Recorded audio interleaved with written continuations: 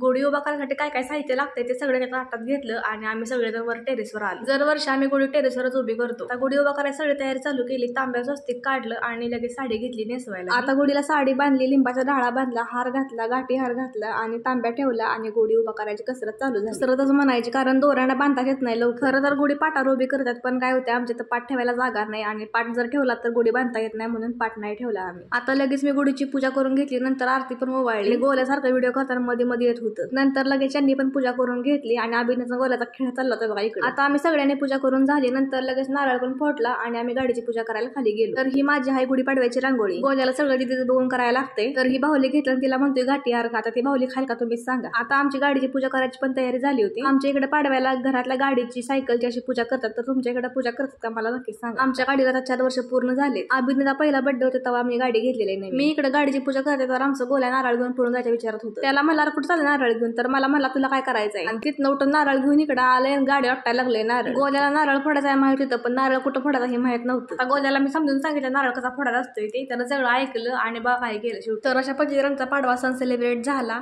भेटू पुढच्या व्हिडिओमध्ये. Bye bye.